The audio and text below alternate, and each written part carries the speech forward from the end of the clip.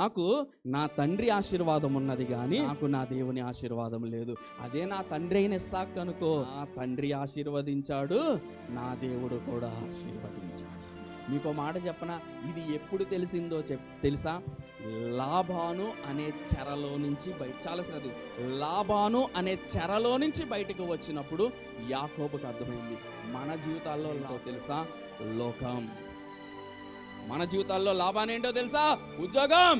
మనం ఎంతసేపు ఏమనుకుంటామో తెలుసా? గట్టిగా కష్టపడి రోజాడి నేను ప్రయాసపడి నేను సంపాదిస్తే నేను ఆశీర్వదింపబడతా. ఎంత ఆశీర్వదింపబడతావు? నువ్వు ప్రకృతిగా భౌతిక పరంగా మాత్రమే ఆశీర్వదింపబడడం ఏంటో తెలుసా? లాభాను యొక్క చెరలో మనం ఉన్నాం.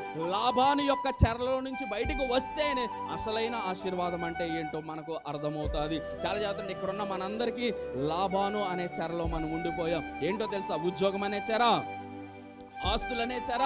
మనం ఆశీర్వదింపబడాలంటే జనరల్గా ఎవరి వైపు చూస్తాం చూడండి, మన ముందు ఏదైనా ఆస్తి వస్తుందేమో అని చూస్తాం, లేకపోతే మా ఉద్యోగంలో నుంచి ఏమైనా సంపాదించుకుంటామా అని చూస్తాం, లేకపోతే చిట్టీలు వేస్తే సంపాదించుకుంటామా అని చూస్తాం, లేకపోతే ఏదైనా వ్యాపారం చేస్తే. అసలు ఆశీర్వాదానికి మూలకర్త అయిన ఆయనను వదిలిపెట్టేసి మనం అంతసేపు భూప్రపంచం వైపు చూస్తూ ఉంటాం. కారణం ఏంటో తెలుసా? లాభాను అనే చెర మనలను పట్టి పీడించేస్తుంది. అదేం చేస్తుందో తెలుసా? అది భూమి మీదకు మాత్రమే చూపించగలుగుతుంది.